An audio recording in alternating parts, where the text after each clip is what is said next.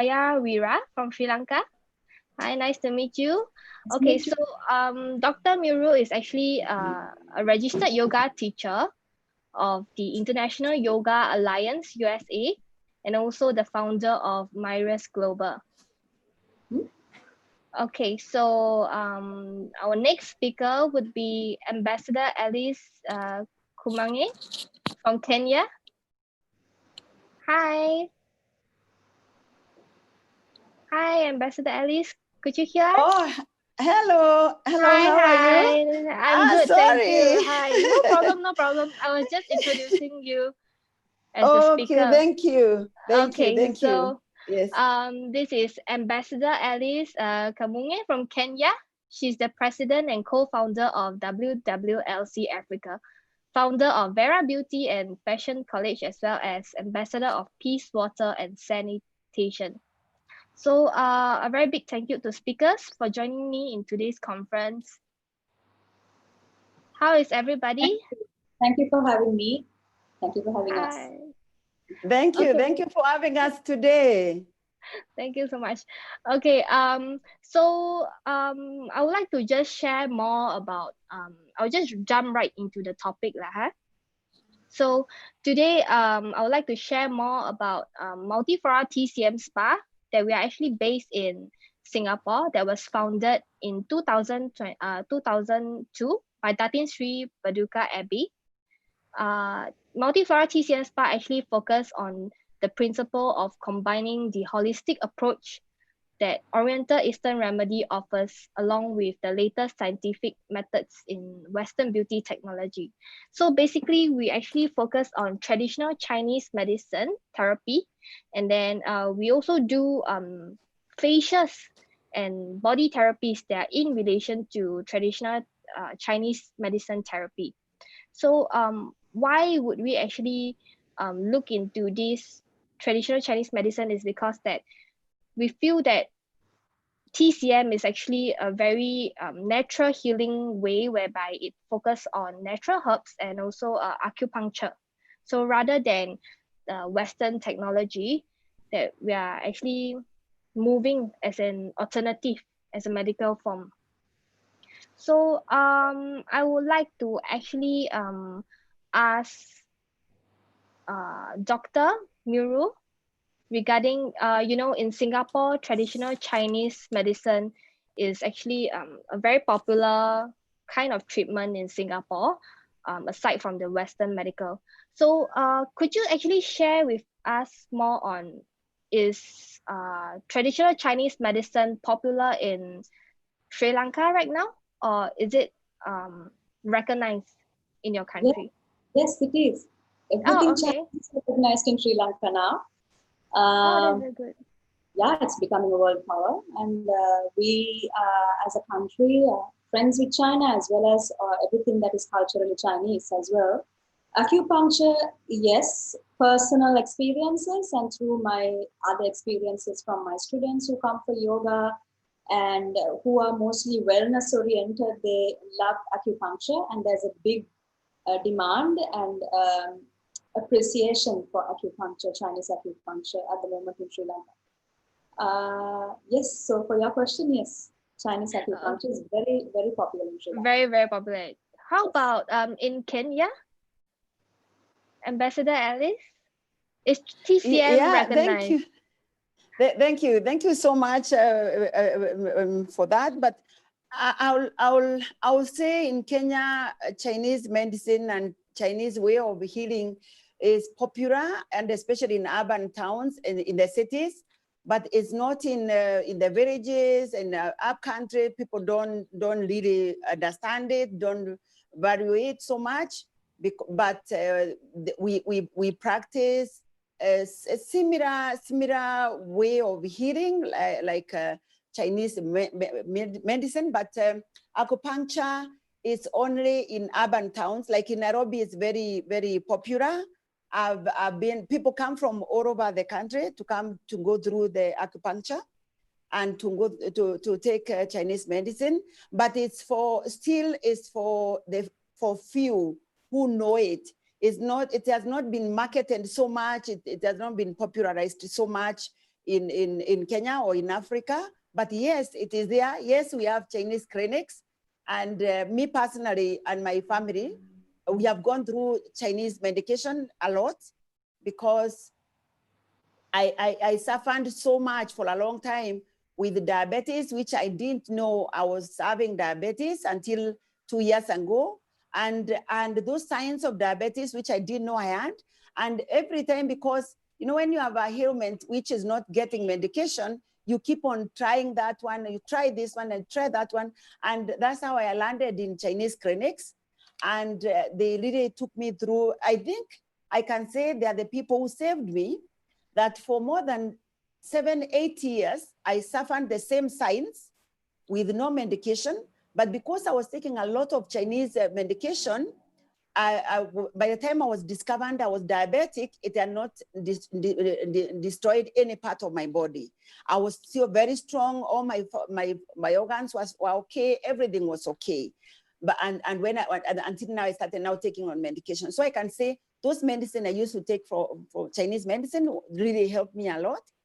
And after that, I went through, now when I knew what I was suffering from, I went I attended acupuncture together with my daughter who was suffering migraine headaches. And yes, it worked because like migraine headaches, it would relieve the pain.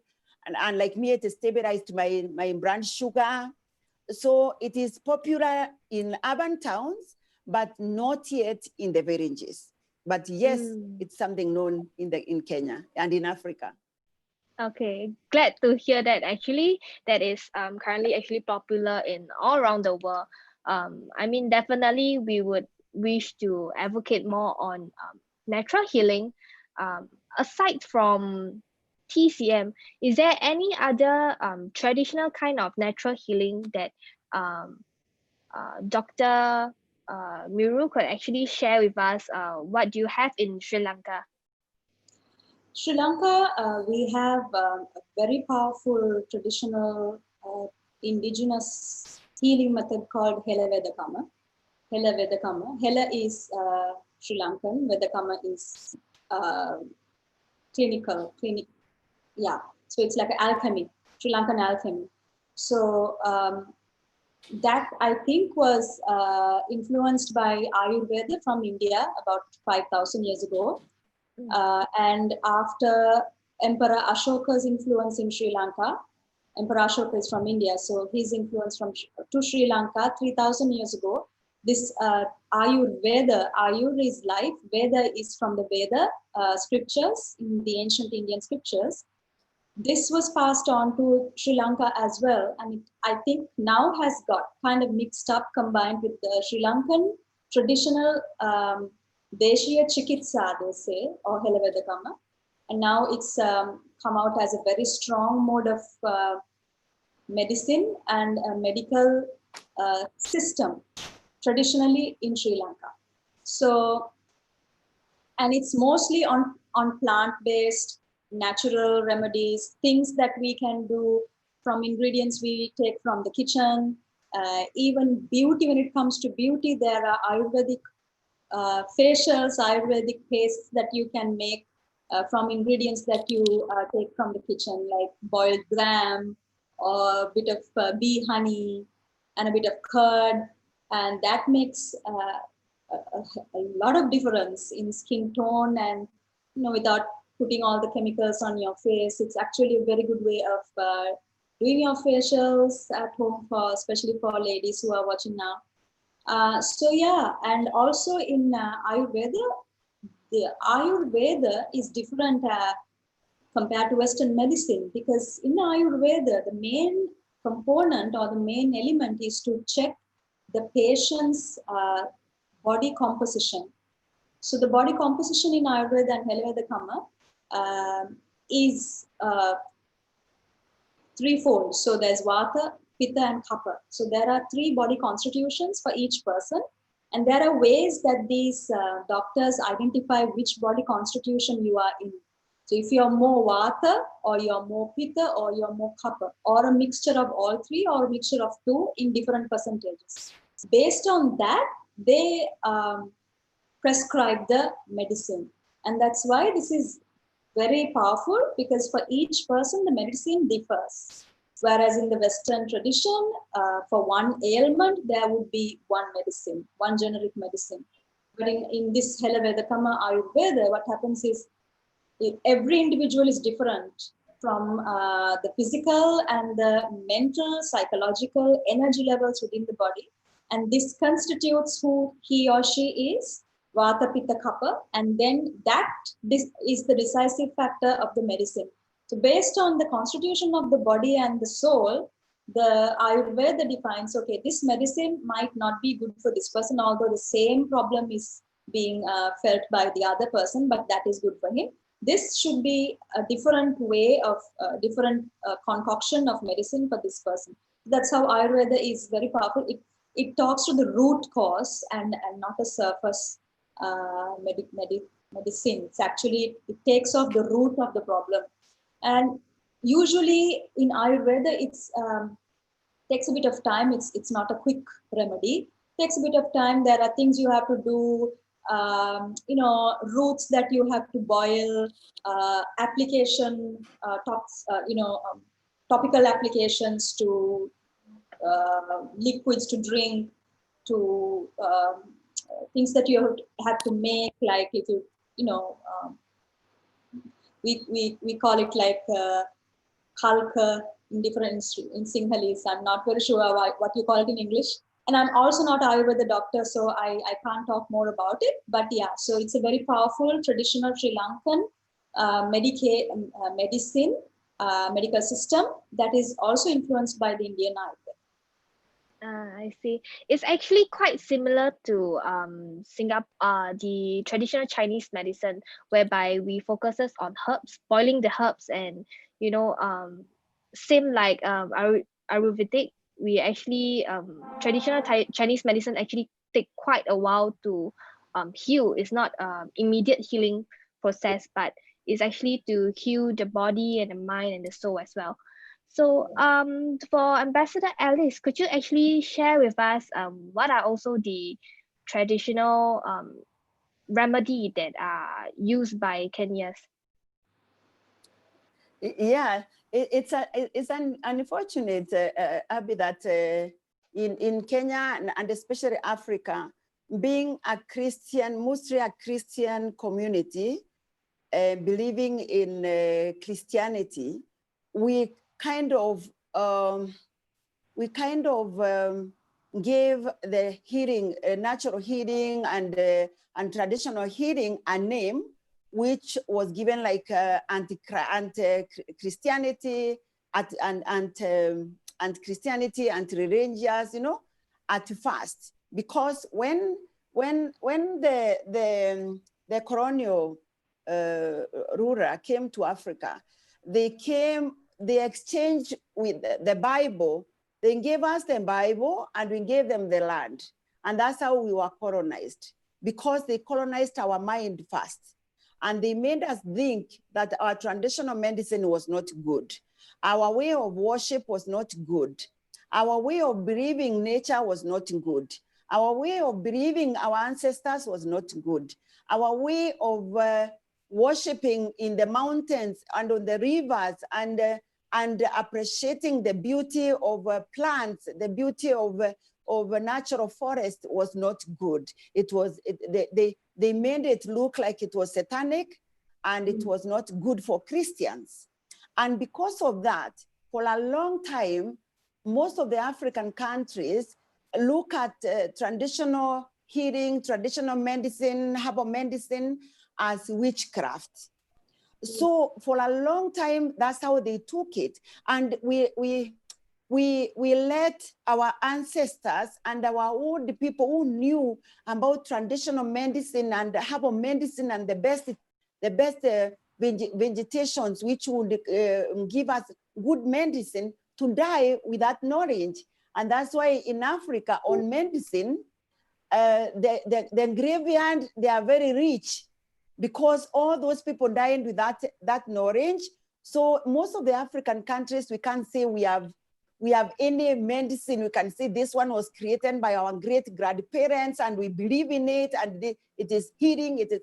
Now what happened, After a long time, now Africa is waking up. And Africa now, they are turning back to pick where, to start asking themselves where the rain started beating them, where they lost their traditions and their cultures, because traditional healing and traditional medicine goes together with culture. When we lost our culture and followed Western culture, we lost everything. We lost every knowledge we had. Now they are dusting the files now. They are going back to archives and dusting what our ancestors left, so that now you see a lot of people, a lot of young people, a lot of doctors now, they are coming up and doing research. Traditional doctors now are coming up doing research on the best medicine, the best herbal medicine. So because of that, because we don't have the lead of an ancestor who started a medicine which has been proven to be successful in Africa now, and especially in Kenya where I sit, you find so many traditional medicine people. There are some who are fake, there are some who are genuine, there are some medicine you take and they are good, the others you take and they'll kill you because they are just done in concoctions by crafty people who are after money. But yes, now we are back to traditional medicine as Africans, as Kenyans, and you find there are so many of them. There are some, like I have a friend who worked in KEMRI, which is the medical research center here in my country, and is over 82 years now, and is the one I can say he has developed, like for example, he has developed medicine for sickle cell anemia, and it has worked because it has treated people. I've witnessed people he has treated and they are okay. So he has those medicine, but because of that notion that traditional medicine is demonic, herbal medicine is not good, it's not Christian, it has not taken off very well, it is not accepted very well. But behind the scene, behind there, people go for traditional medicine. They take traditional medicine.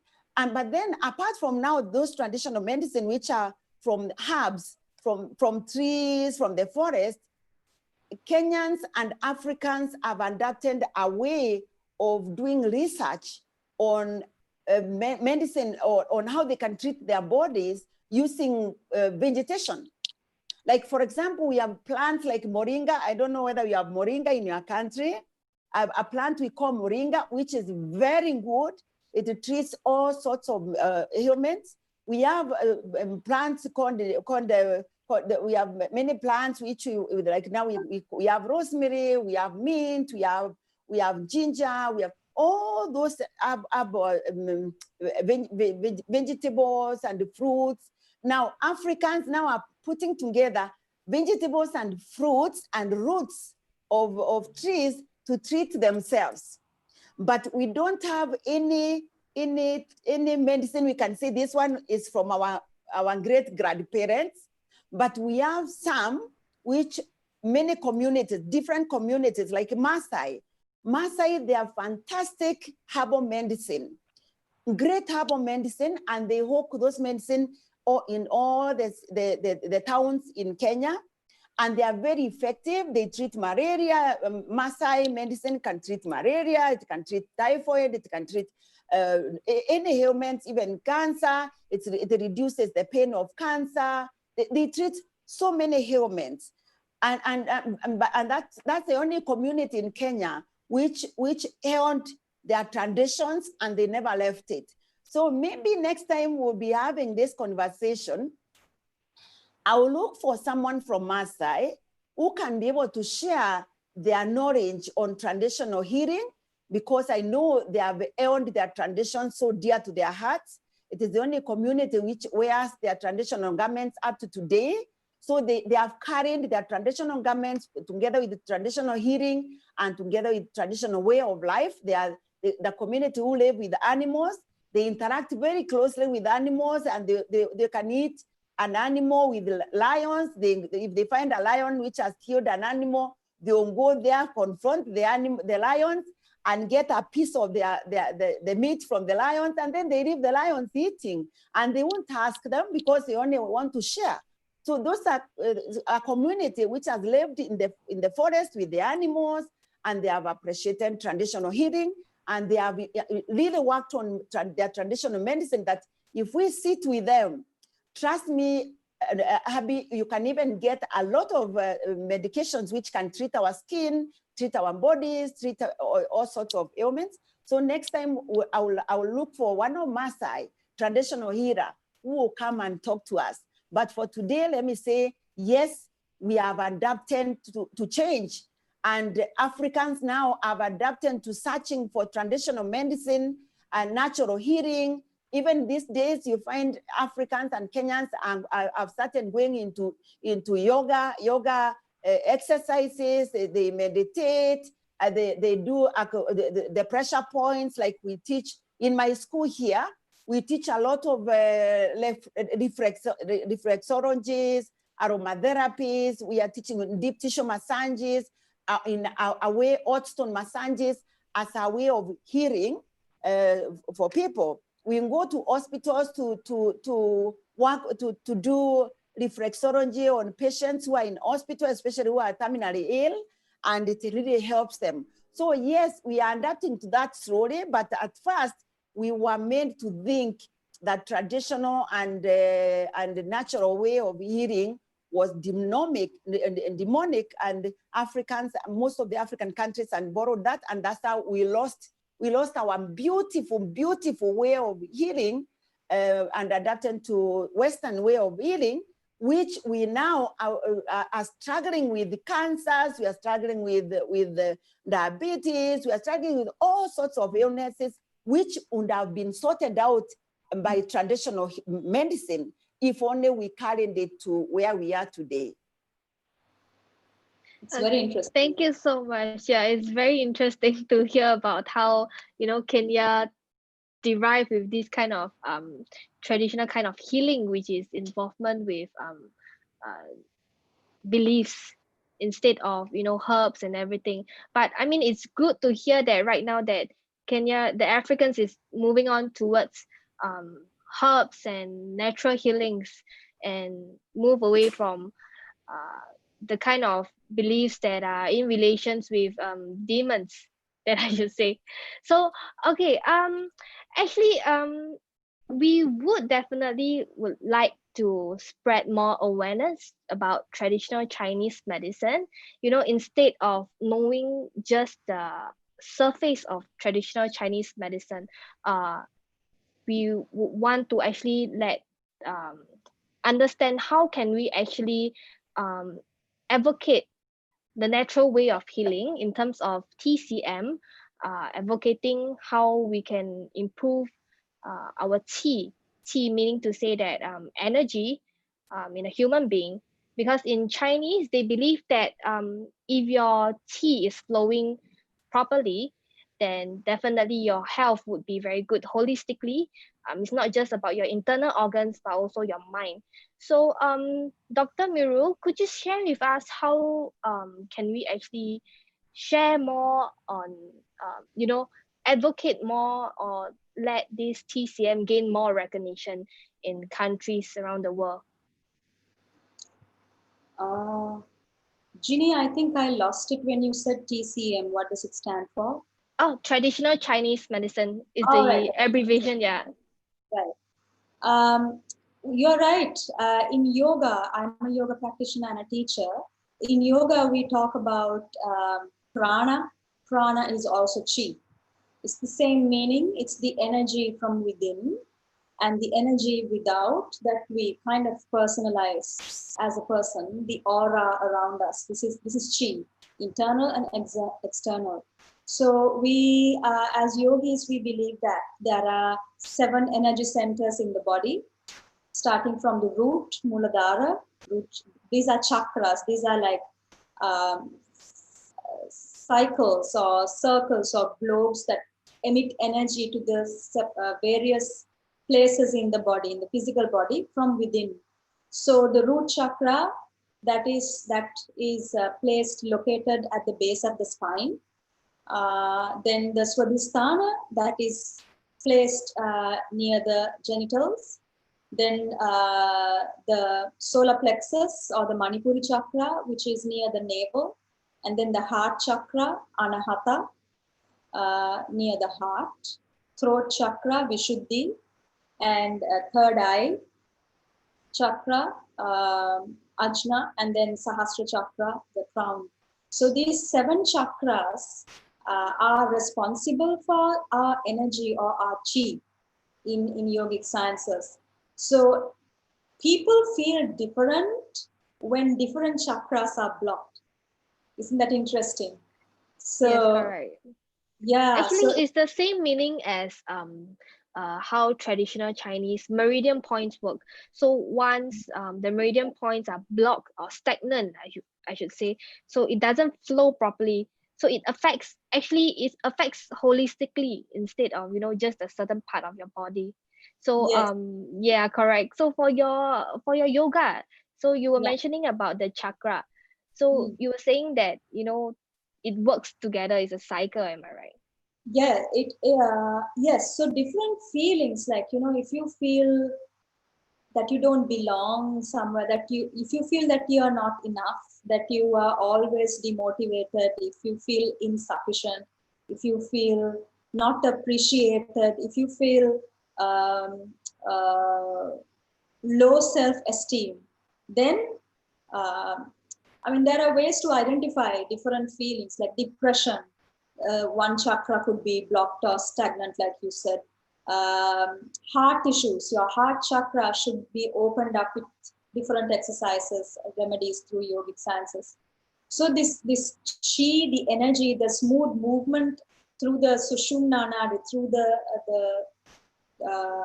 what do you call it, the spine, okay, and that is one element. Then there are other elements called the nadis. There are 72,000 nadis in the body, and then 3 nadis are very prominent: Ida, Pingala, and Sushumna nadi. All these and the chakras, and then there are other aspects also that come in to make the energy flow within the body.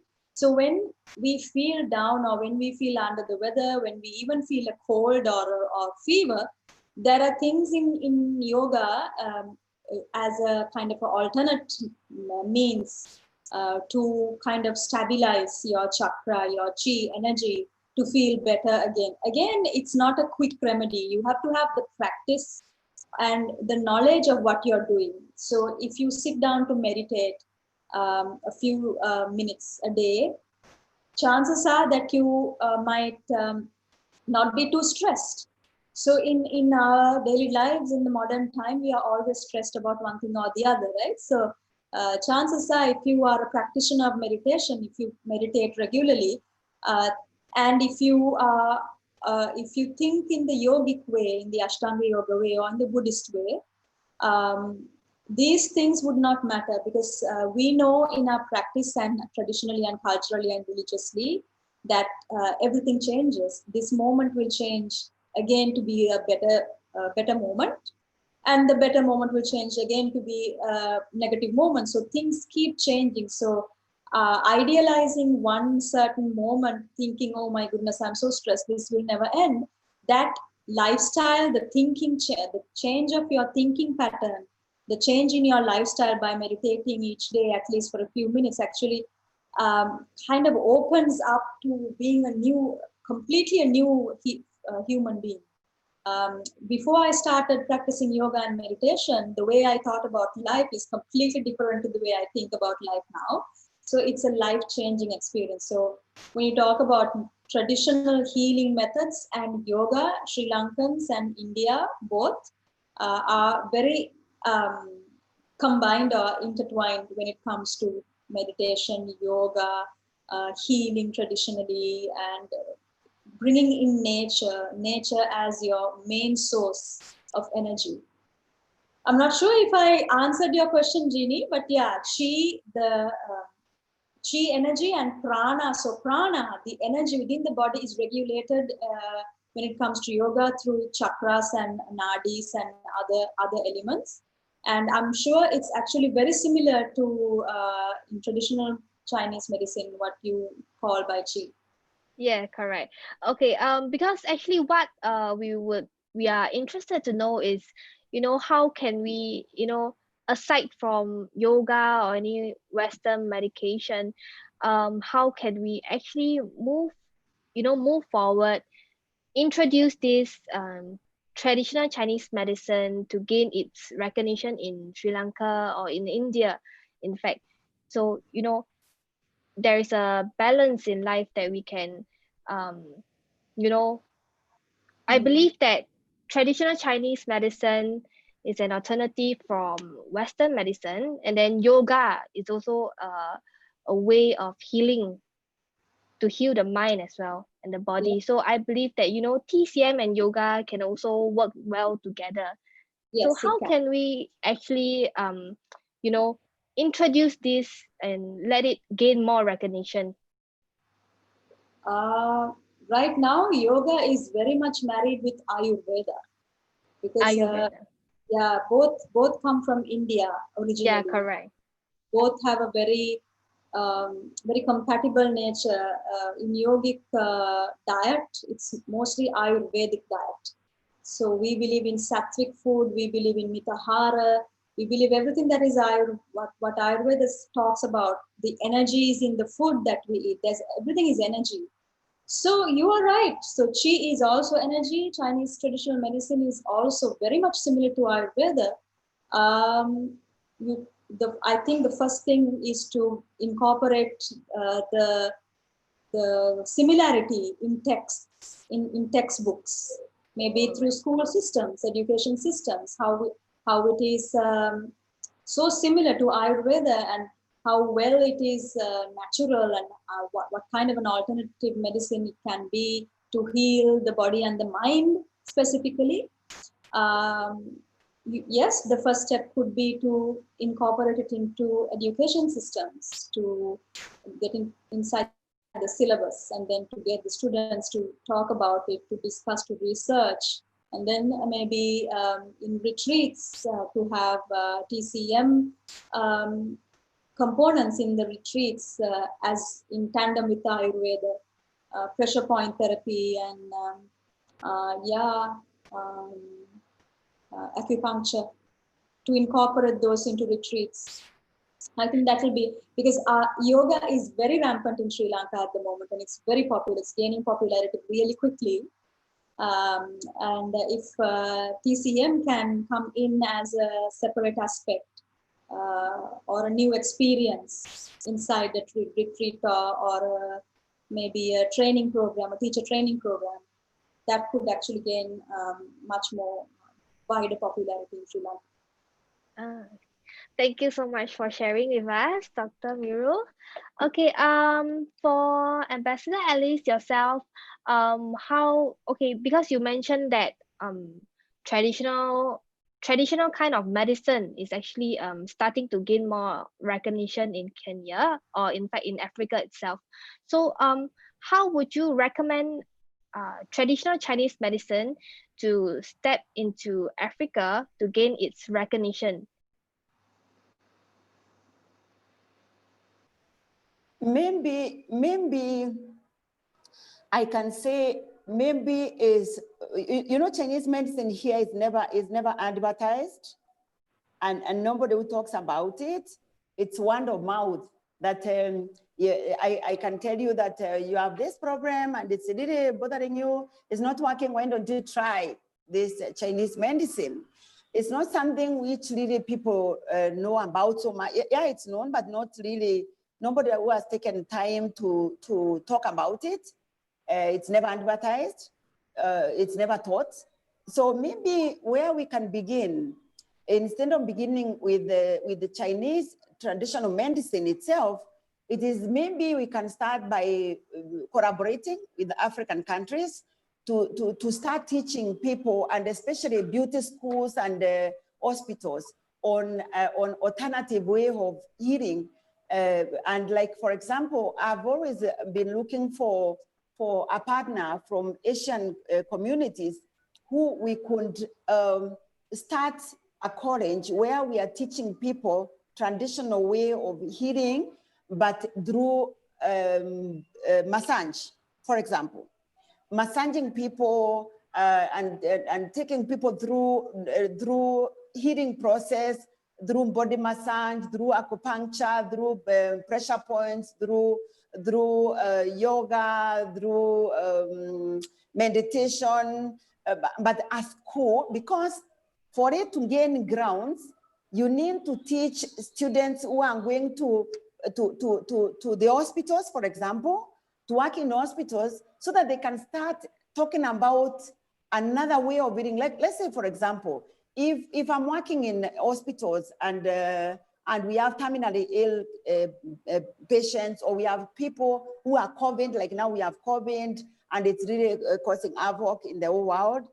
And if we and this other way of giving somebody a bit of relief, because I believe those Chinese way of healing, or Asian, let's not call it Chinese, because India, they have a way of, I know India, they have a strong way of healing, Indonesia, Sri Lanka, China, all those countries, Singapore, where you have a fantastic way of healing outside Western medicine. But now coming to Africa, if we can start by teaching people, and especially talking about it from school level, starting maybe a school which is teaching people on how to heal using traditional medicine, traditional healing, traditional acupuncture, traditional yoga, and food, you know, the herbs, and make the juices and vegetables and fruits. And I think that way it can start gaining momentum in the continent. And when you teach a student and then go to whichever place they go to work, may it be in hospitality industry or may it be in hospitals, they'll take to those places what they were taught. So I believe from where I sit in a college, I feel that is where it needs to be started, because if you start there, the students who are graduating, they will go and introduce this way of healing to the places where they will go to work. That is one. And number two, we need to talk more about it. We need to talk more about alternative medicine to Western medicine, which have so many bad chemicals and preservatives, and they're destroying our bodies, they're destroying our body organs. How can we start that conversation? And I think it can be better than this one where we are talking here. So if we can bring more people to such platforms, and then they come and talk about traditional healing, and they really bring even samples of people who have gone through traditional healing and they have felt better and they have been healed.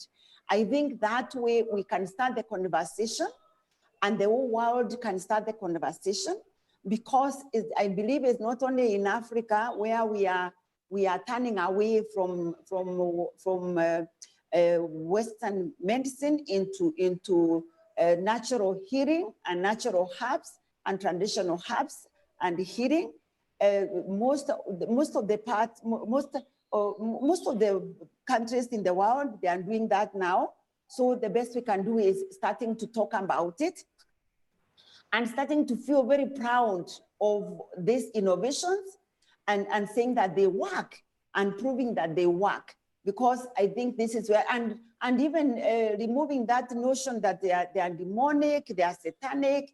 Like if somebody finds me in the forest looking for herbs and boiling them and turning them and doing like this, and they think it's demonic. But I thank God so much that now Africans have changed.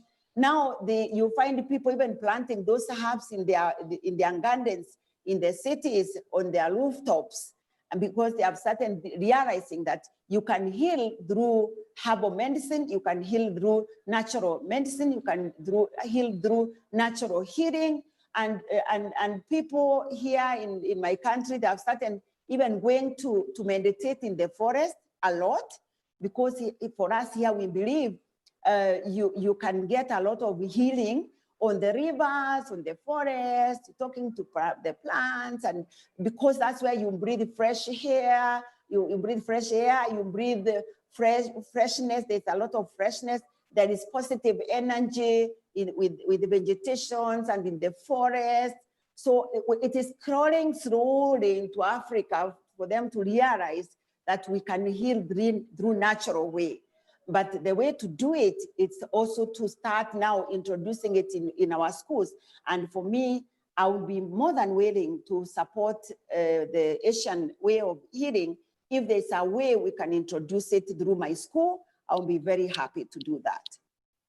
It's a very good thing that, you know, you are very interested and you're very open-minded towards traditional way of healing, how Asia perceive traditional kind of medicine. So I mean, definitely we could actually find ways to collaborate and then bring in this knowledge to Africa. And you know, traditional healing is actually a very big role in in fact in Asia country, not just Singapore, that we do want to look for alternative natural means instead of putting chemicals like what you say into our body. So you know, as for right now the current situation about the COVID-19, we do want to, you know, as for Asian way, we do want to improve our lung. So how do we actually improve our lung is by getting acupuncture. We go for acupuncture, or you know, we go for massage. There's actually one kind of massage we can actually help to heal the lungs. It's not just the rest of the body. It's not just one kind of normal kind of massage where we use aromatherapy, but we also use tools and, you know, like such as buffalo horns, natural buffalo horns, to actually do this massage. We run through the meridian point, and then we can actually how can I say it? We can actually improve the blood circulation. Once we improve the blood circulation, the whole body would actually improve as well. So like I mentioned earlier on about the qi, the whole basis about TCM theory is based on manipulating around qi, which is also means the energy. The interrelation of qi and circulation plays a big role in balancing the overall body's health. So qi provides the active, vital energy necessary for the growth and development of the human. So the body perform the body functions, the organs, the meridians and the tissue, all these it plays together in TCM. So qi works in connection with other vital substances to keep your body healthy.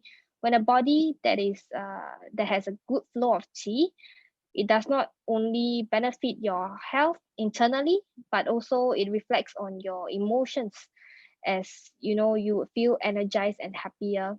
So you know, let's go back to COVID-19 again. So definitely stress is inevitable. We would often feel very stressed and, you know, feel tired, feel exhausted. When could this pandemic actually be over? So definitely the natural way of healing not only heals the body but also heals the mind. So we do have acupuncture for the head to release stress, to release tension in the head. Actually, speaker, I would like to thank the speaker. If there's any other questions.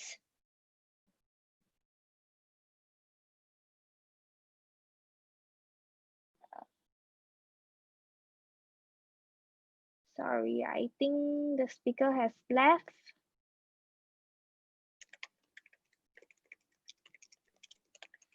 Okay, give me a minute.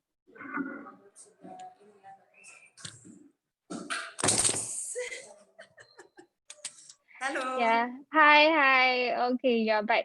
Okay.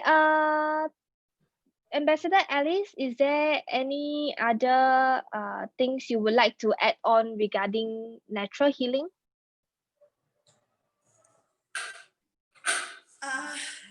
maybe like what I can say, like in my country, what can you hear me?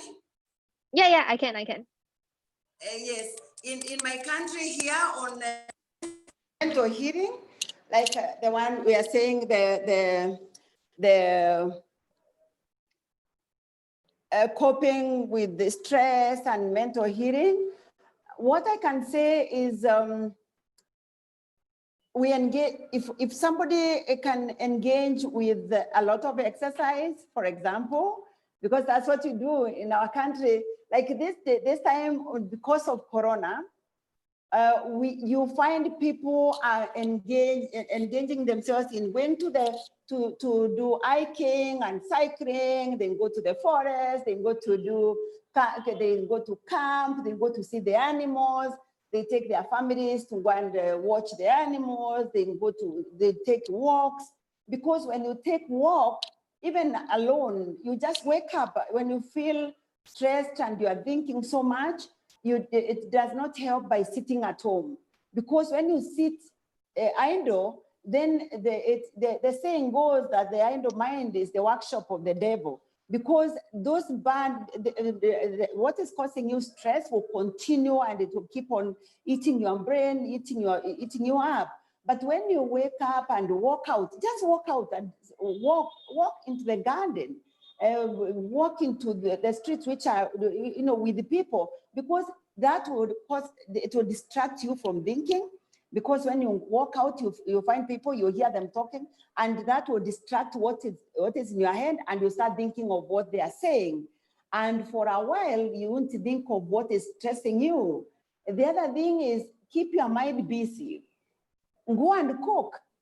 Go and bake, because like here, like for example, with this COVID, I've learned how to bake. We bake every day in my house. We cook. I've tried all sorts of cooking in my house, things which I would not have done if I was not idle. So because anytime I find myself sitting at home, I wake up and go to cook. I wake up and go to the garden. And like my son now is doing farming, and I go to help him to do farming. It's a small garden, but it keeps us busy.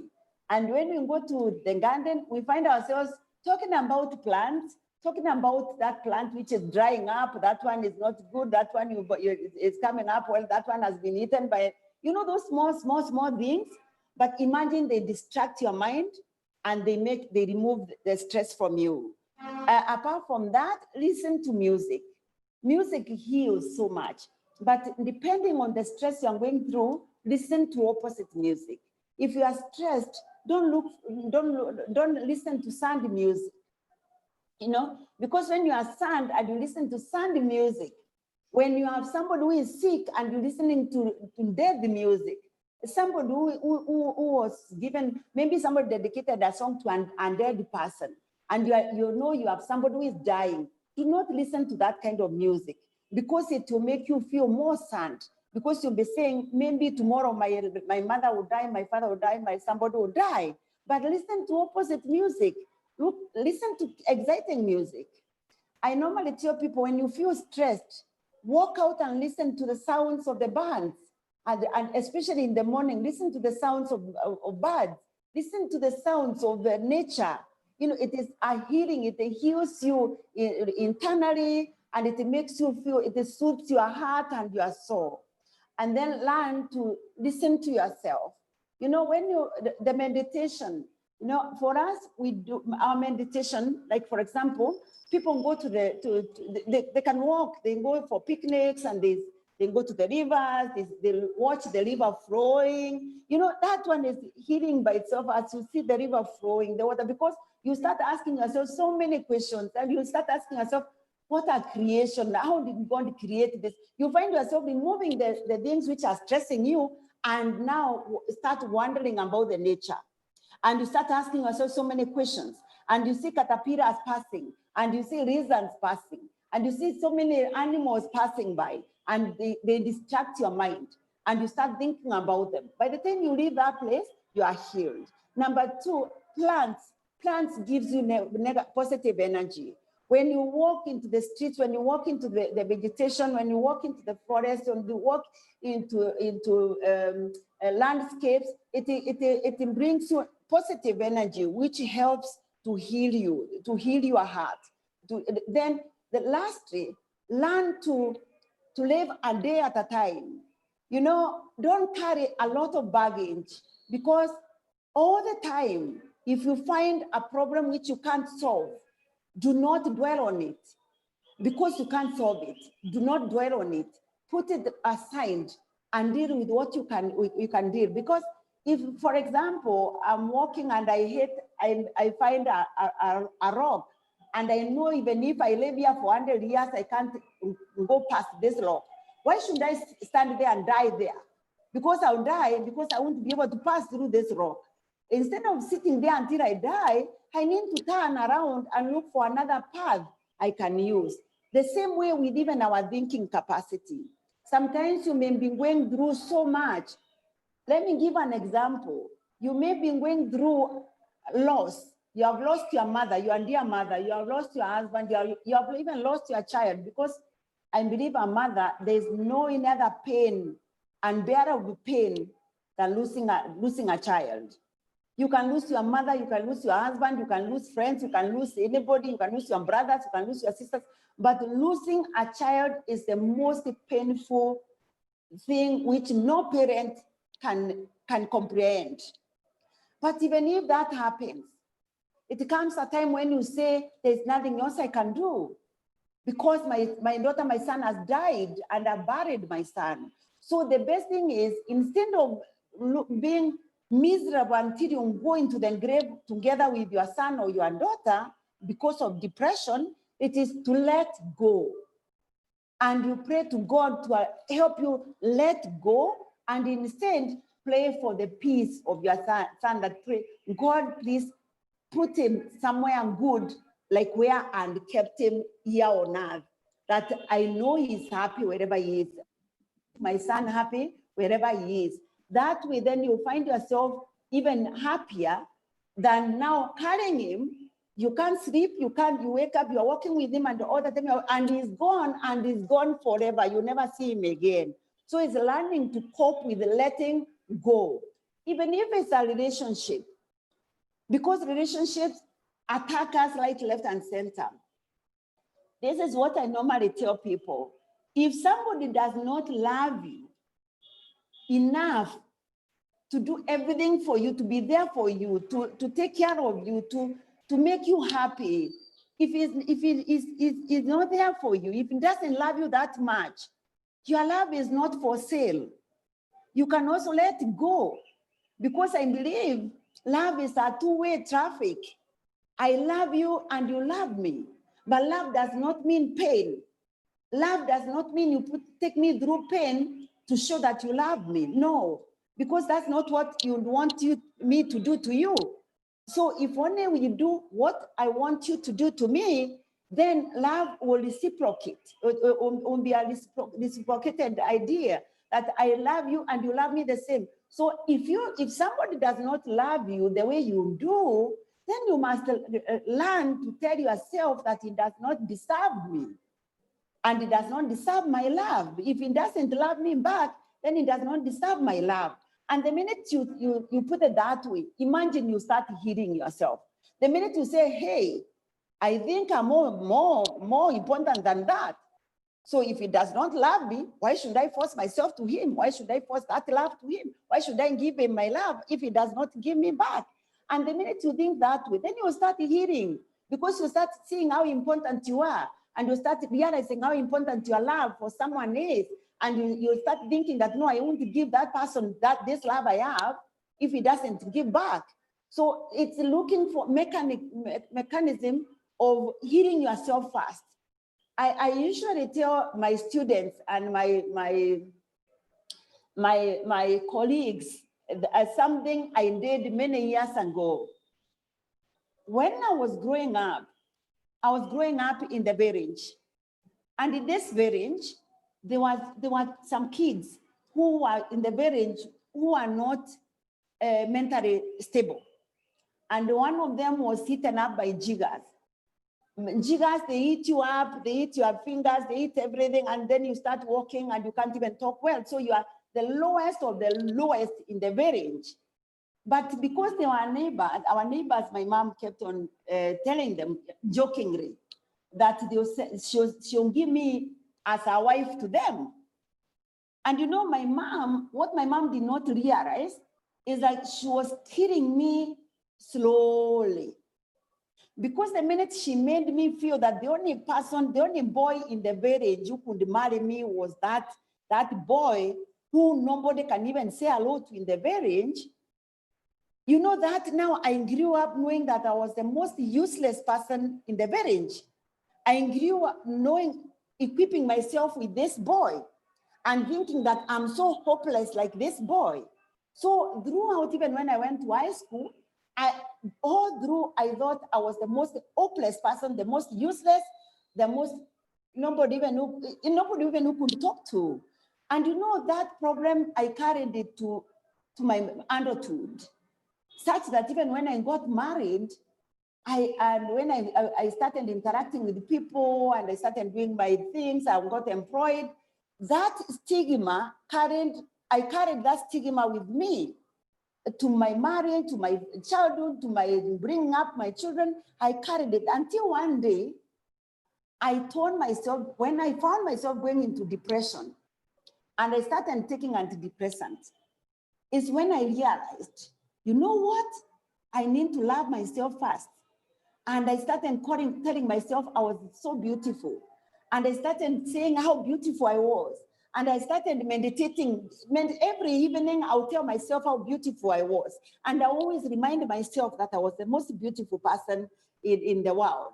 And slowly, that negativity started leaving my body. That energy started leaving my body because I started telling myself I was beautiful. And I started creating circles around myself and imaginary circles. And my first circle, I told myself, this is me.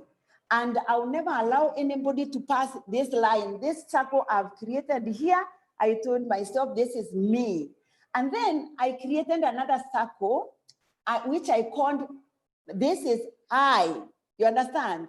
Then I created another circle, which I called it myself.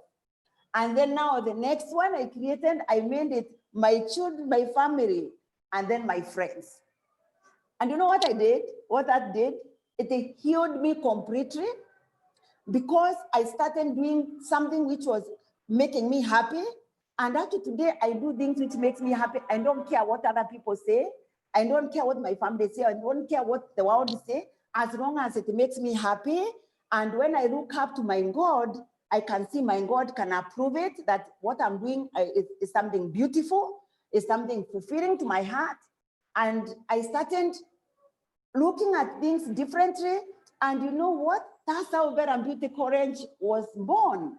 A fantastic school, which was teaching and dressing and beauty was something very poor. It was the most hopeless course you could offer in anybody. But imagine, I picked Vera Beauty College, I picked dressing and beauty and fashion, and I ran with it. And I didn't care whether people liked it or they didn't like it. I was doing it for people, like-minded people like me. I sent this school, I opened it for people who love dressing like me, who love beauty like me, who love fashion like me. So if you don't love it, forget about it, go your way. It is not for you. It is for people like me who love dressing, who love beauty, who love fashion. Even when I started modeling, I did modeling as old as I was with my 4 children. And I do fantastic events in Africa, known everywhere. Miss Tourism is known everywhere. Miss Ave is known everywhere. It's the most successful beauty pageant we have ever done, which has empowered so many young people. They are working all over the world. And it was just because I did it, because I love modeling. And because I love it, I said I would do it for the people who love it the way I do. So when I come across people who are negative, I say it is because this is not your thing. And if it's not your thing, then it's okay. You don't have to do it. So what am I saying? I'm saying even in life, The way we can get rid of stress and you find yourself very happy all the time, it is saying that this is me, myself, and I. And I won't allow anyone to pass those 3 circles. And anything which depresses me should not pass those 3 circles. I will always attract what is positive to me. I will always attract what I love. I will always, it doesn't matter whether it is coming from my father, my mother, my children, my who, as long as it is passing that 3 lines and it's depressing me, I will say no. And if you do that, imagine you start attracting positivity and positive energy, and you find yourself, even people loving you, you find that people who are positive like you coming your way, and you find that the positive energy from the universe will come to you, and even the angels from heaven will come to you, because now you are attracting positivity. And that's how I think we can be able to get rid of stress, by loving ourselves, loving myself, loving I, and loving everything about me. And then now other people, they follow. So I think that's my take today. And I think that can, if you borrow that hobby, try it, and you'll love it.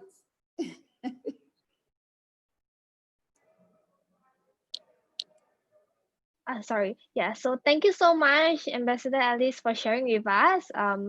We definitely really learned so much about, mental health as well. Mental health is actually very important.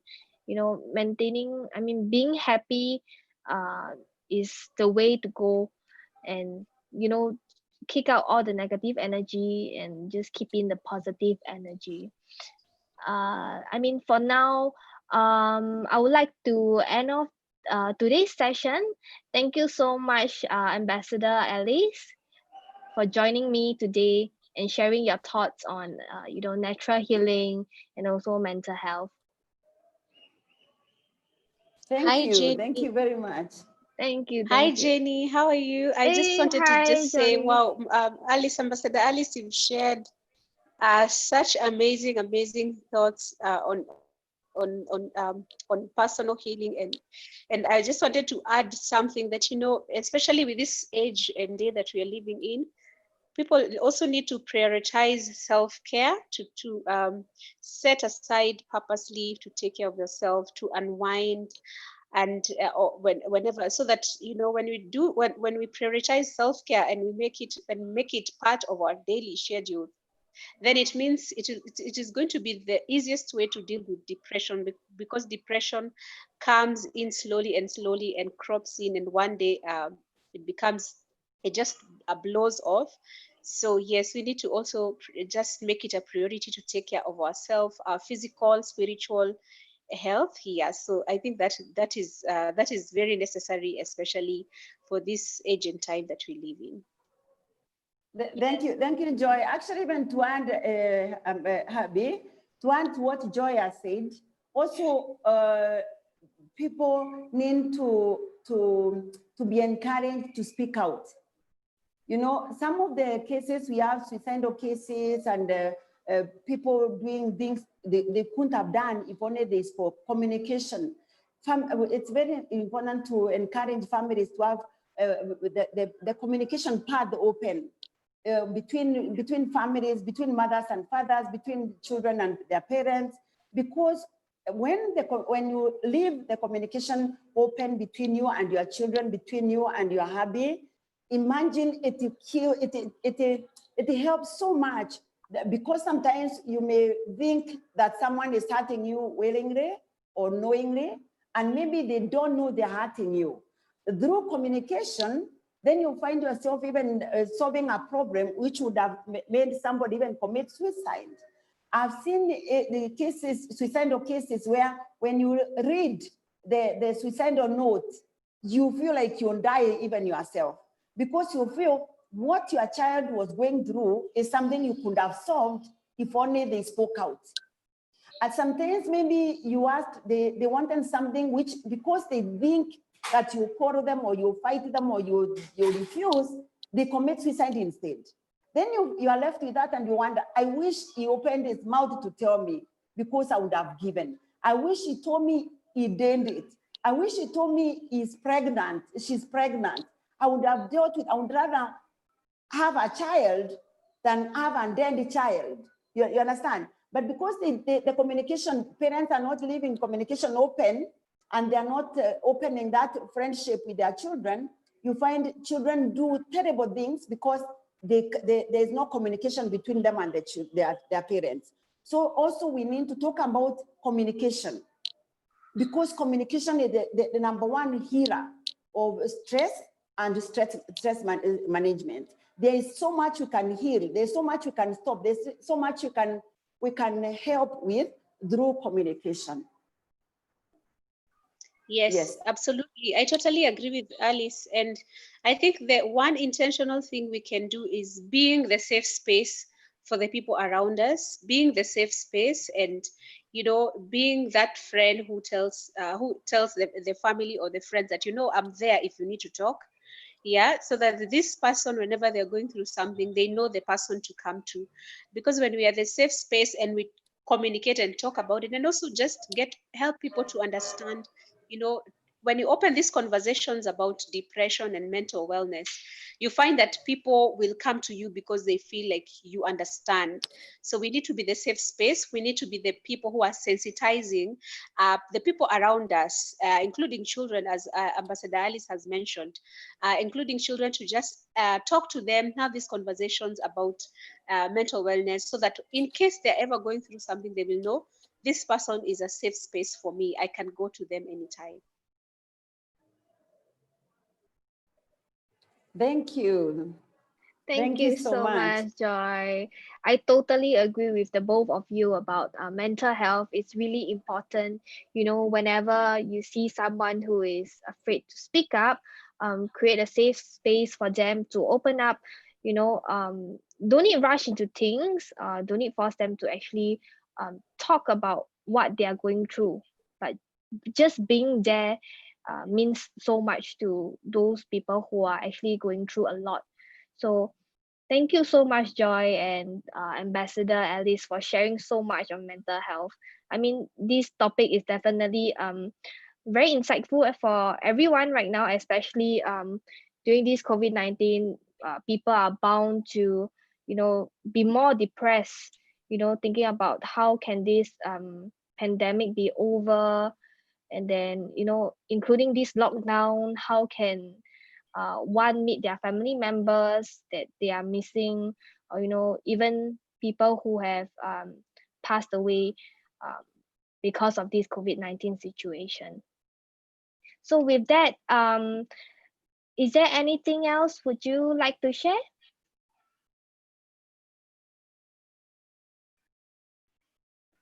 I think that's it from me. Thank you so much, Jenny, for hosting us today. That was a very important topic. Thank you. Thank you so much, Joy. Thank you so much, Ambassador Alice.